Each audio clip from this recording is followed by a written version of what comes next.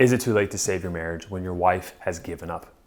If you could somehow just jump back in time a few months when your wife was willing to work on the relationship, then you know that you could save it.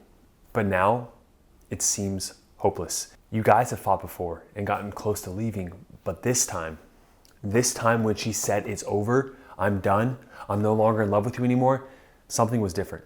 You've never seen her so cold, apathetic, and bitter. There was no love in her eyes. So man, is there hope to save your marriage when your wife doesn't want to? What's crazy is that most therapists don't actually try and save the marriage. They hear both parties out, and if your wife is at the point of wanting to give up, then the therapist will only justify her feelings in the moment, guaranteeing the divorce process.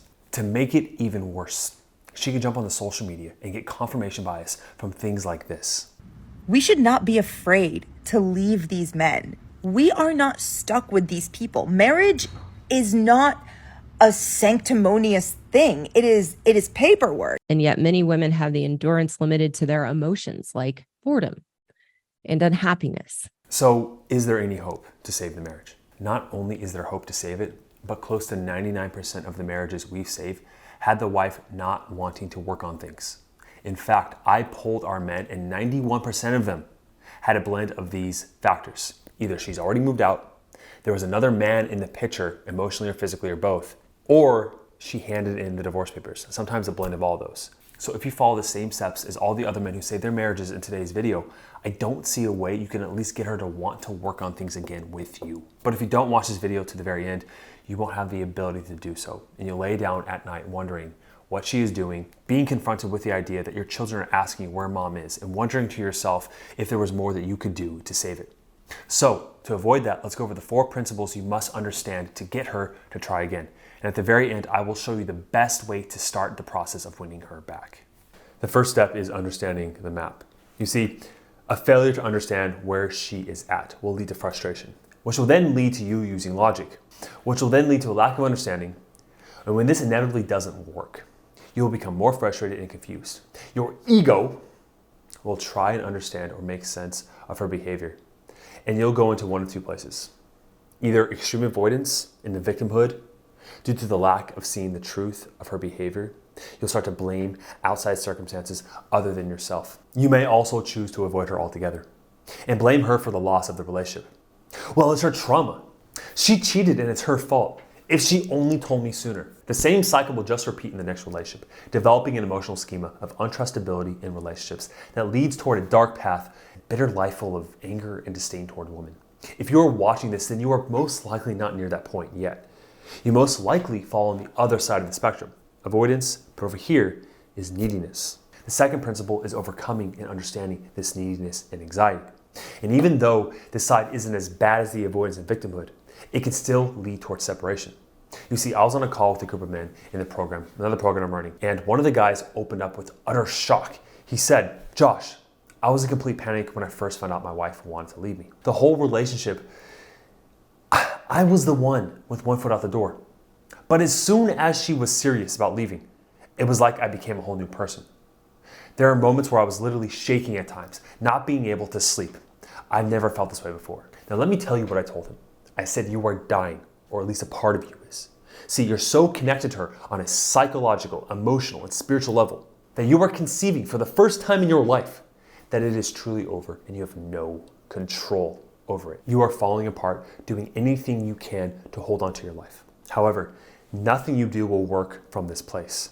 Not convincing her, appealing to her reason or logic, the memories, saying how much you love her, trying to get her friends or family or other people that know her and know you to speak to her, or even fixing all the problems that she brought up over the years. She's in something called negative sentiment override, which means all of the negative experiences, the little freaking tick marks over the years have compounded so much, tick, tick, tick, tick, tick, until this tipping point occurred, and the way she feels towards you is more negative than positive.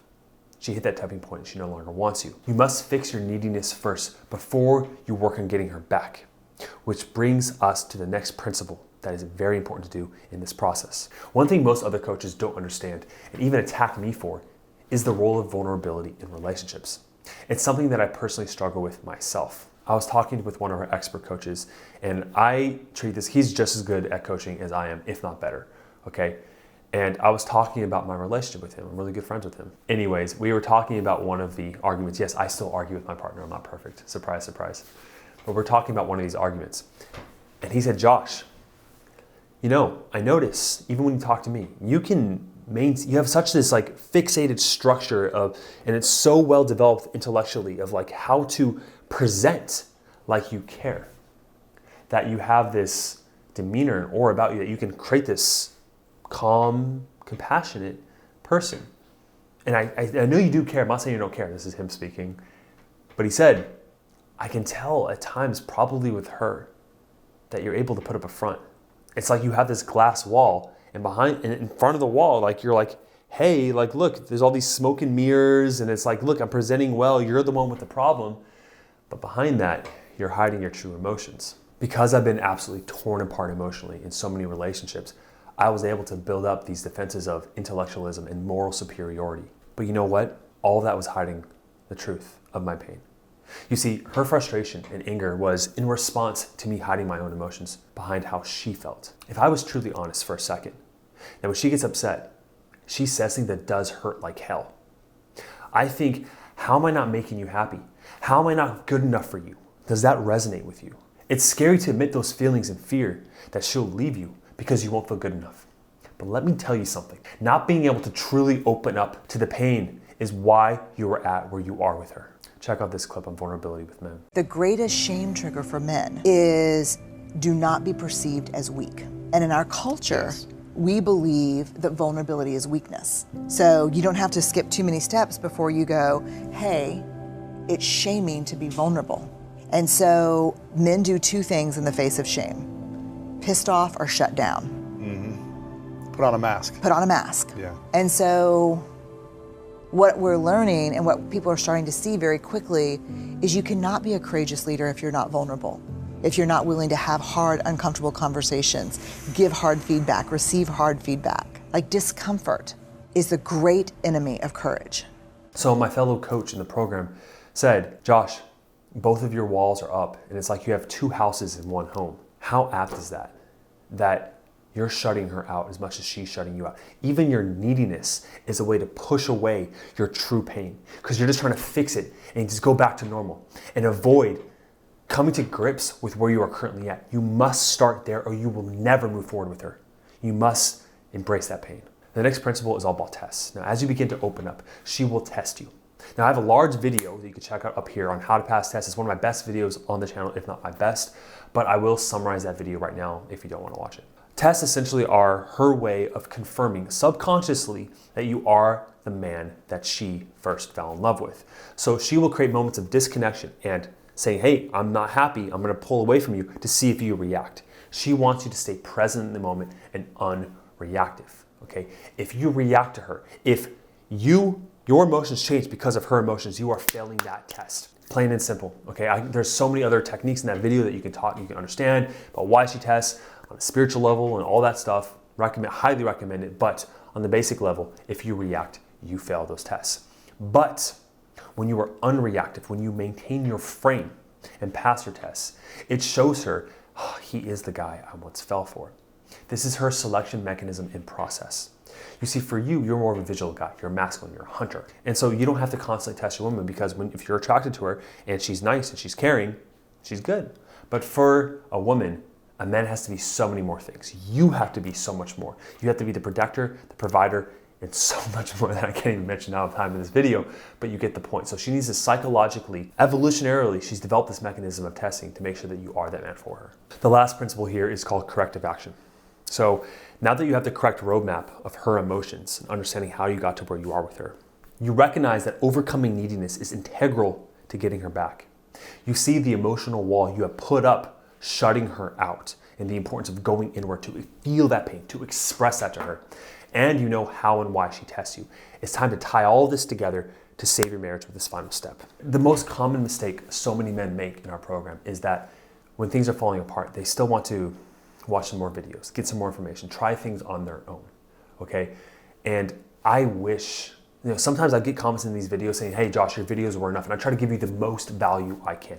But if you're still struggling, there is something that you're not seeing from these videos. When you see an expert coach and he analyzes your situation. He hears everything that's going on. We've heard every situation under the sun. Yes, you are unique in your situation, but there are patterns and common themes that we'd be so stupid not to have seen because we've done it thousands of times. So when you get that immediate feedback of like, hey, this is what's happening, this is the belief you have, take this action right here. Oh, she handed you the divorce papers, do this. And then you have hundreds and hundreds and hundreds of other guys giving you that direct feedback as well. The results come fast. If speed in getting her back is important in saving your marriage, and you recognize that every single day you wait is another day where she is growing closer to another man, or she's opening herself emotionally to other men, or the fact that your kids may not be able to hold together and see the father and the mother that they need in their life to be raised right, to not have the same generational patterns. Look, you have the opportunity to end that pattern. Problems that your mother and father caused with you, as much as they love you and they tried their best, they created some problems and some pain. This is an opportunity for you to end that karma, to overcome that, okay? It is not easy, but it is worth the journey. Because what's the alternative? You're gonna sit around, you're gonna try to read a couple more books, maybe see a therapist who's gonna tell you to just explore, your emotions a little bit, which is supportive, but it's not conducive to getting her back. And that's what's most important to you, okay? So if that is you, and it is important to save your marriage, right now what I want you to do, down below you can see a link to set up a call and application with our team. You can speak to one of our marriage evaluators. What we're gonna do is on that call, we're gonna hear your situation and see exactly how we can help you. And if we think you're a good fit for the program, we will offer you that. We don't offer every single man. We only can have guys that are fully committed to changing and winning their wife back. So if she is your soulmate, if you love her and there's still that glimmer of hope, even if there's no hope, I can promise you there is an opportunity to win her back, okay? I'd love to see you on the other side. Cheers.